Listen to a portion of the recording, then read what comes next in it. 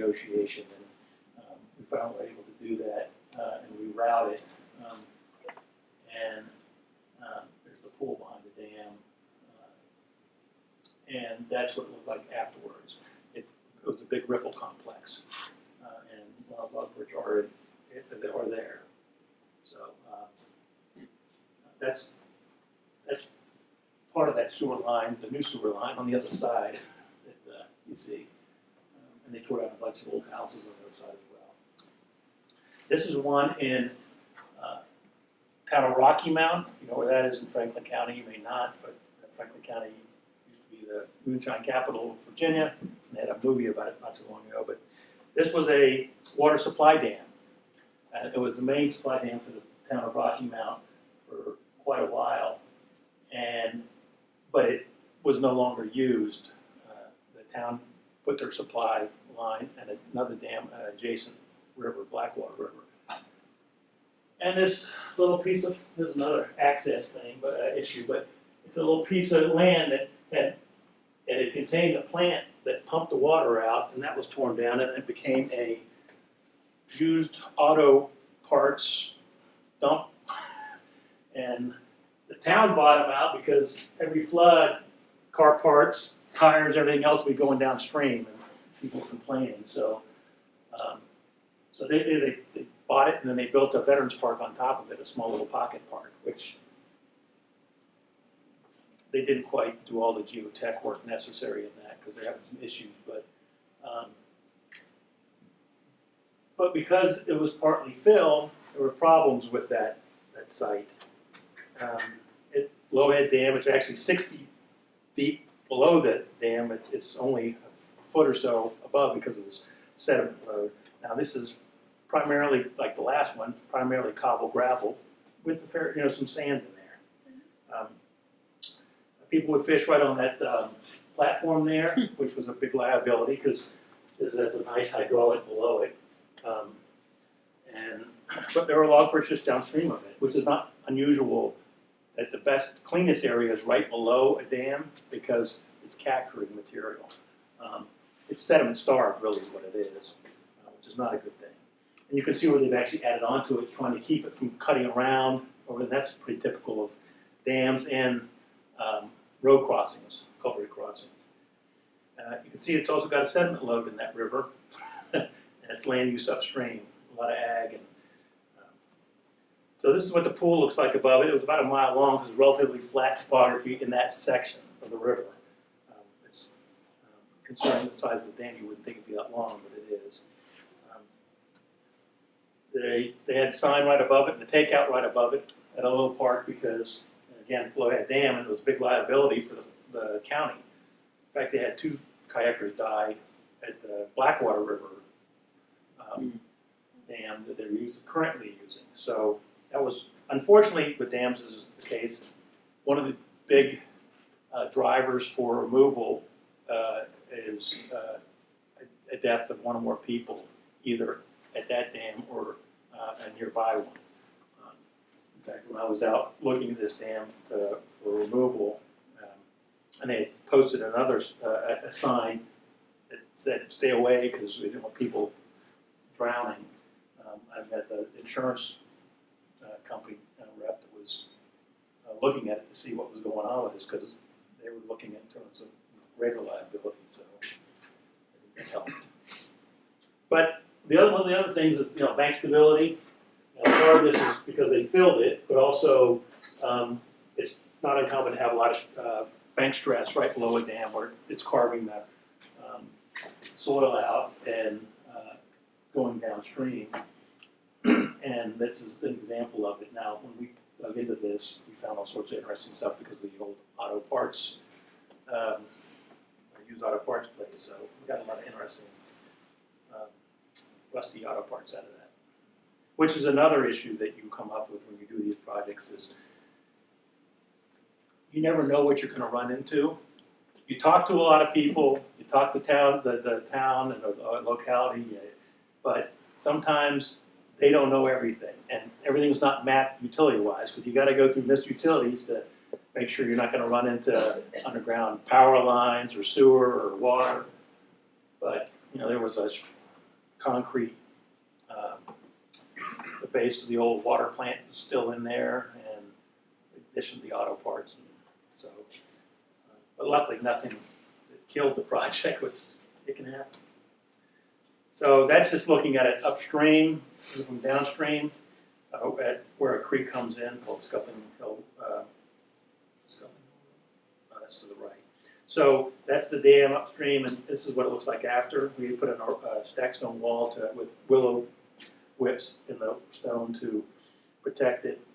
It's now big riffles and pools and upstream and runs and glides. So it turned out to be a really nice project. And now where people used to take their kayaks out, and it used to be this deep, kids play in the water. They come down there and they play in the water with the moms, and they sit down and watch and play. They play, and it's relatively shallow. You can still kayak it, but it's safe and they're not going to drown.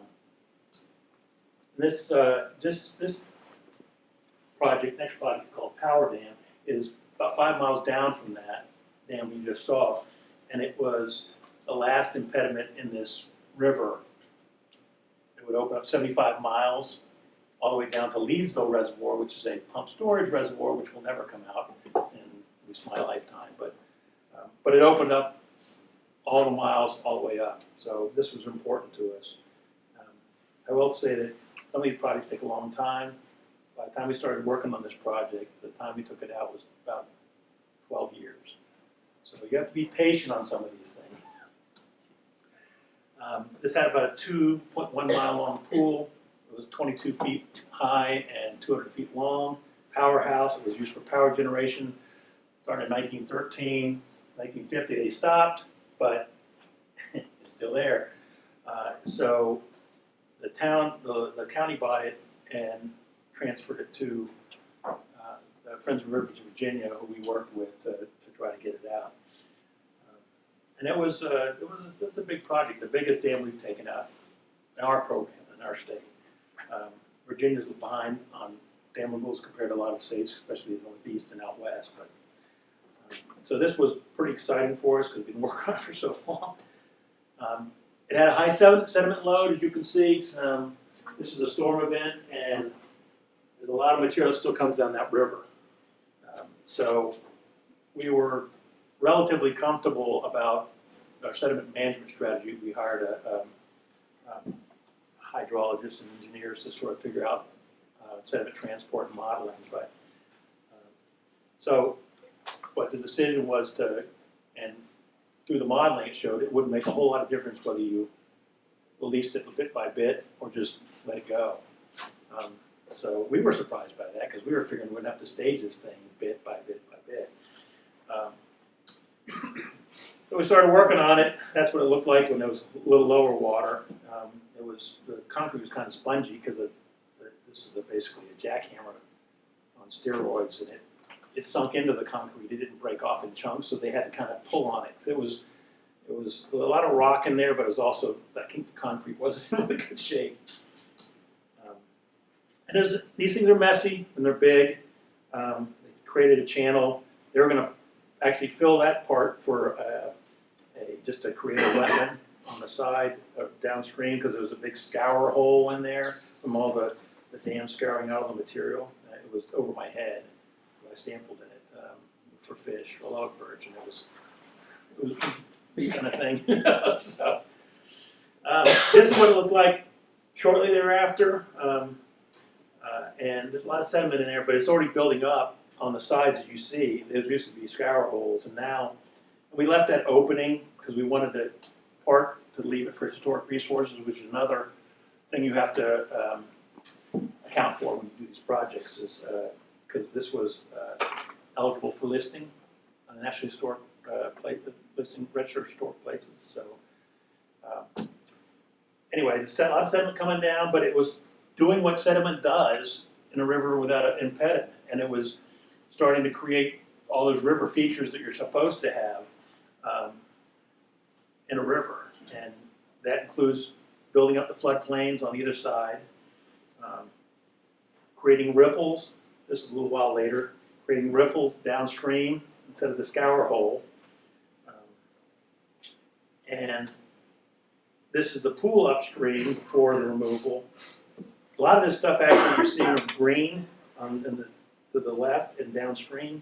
These were huge log piles that were actually catching live vegetation, and there were trees and shrubs growing on this log pile. So they had to be removed as much as they could.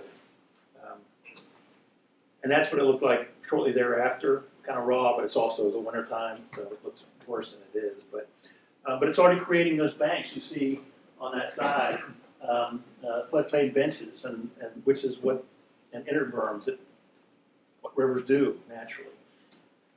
That's what it looked like not too long after. Oh wait, a year or so after. But it's still creating those features upstream as it moves upstream, and they're encountering rock ledges and things that were hidden before, and now exposed.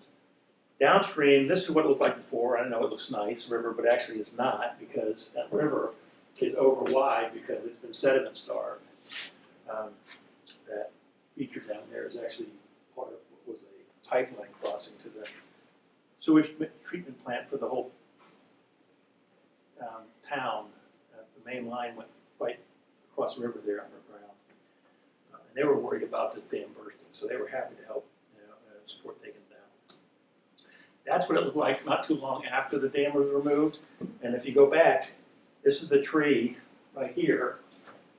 You see, this is what it looked like afterwards. So it's narrowing the channel, which increases the velocities, which moves the sediment, and it's creating, riffle and meander bends, and so it's narrowing the channel by half, which is really what you want, so that it creates more habitat features for log perch in this case. And that's what it looked like afterwards, a little while afterwards. Again, the same tree over there. This is a cobble bar now. There's still sediment coming down, and there always will be as long as there's a lot of land use going on up there. That's they farm to the edge of this river. So, what are the challenges? Well, staffing. We have a couple people really for the state. Funding. Everybody always complains about funding. In our case, we get very little funding through the service. We have to help our partners write grants to do these projects. So that's a lot of what we do as well. Landowner permission and ownership issues. We approach people because there's a dam that we would like to take out. They're just not interested. They want to help. If it's something wrong with it, they want us to help them fix it to make it a better dam. The other issue is that people think they own dams, but they don't, or they own half of the dam. And we run into that so many times. Or 5 people own the dam, and 4 out of 5 want to remove it, but the other doesn't. So, there's a lot of those things going on. We have to, a lot of times, do pre-removal sampling for biotic sampling, water quality sampling, modeling for changes in the FEMA floodplain, for sediment modeling in some cases, in the larger ones. We do a lot of this in-house, by the way, except for the modeling, that's engineer. Survey and design, we do that work. We use CAD and total stations. And, permitting, we do the permitting in-house, so all the permits, remember, 2 to 3 people. So, historic resource coordination, we do that, and if we have to, we'll do an MOA with everybody to get this project done. It requires more. These all require time or money or both, which, as I remind you, we don't have much of. So, threatened and endangered species, of course, with the Fish and Wildlife Service, so we have to make sure we're not wiping out federally listed species or state listed species. We have to have certain time of year restrictions where we can't work at all, and hopefully they line up with grant deadlines, but maybe not. Like for log perch, it's March 15th to June 30th. So there's a chunk of year you just can't do anything.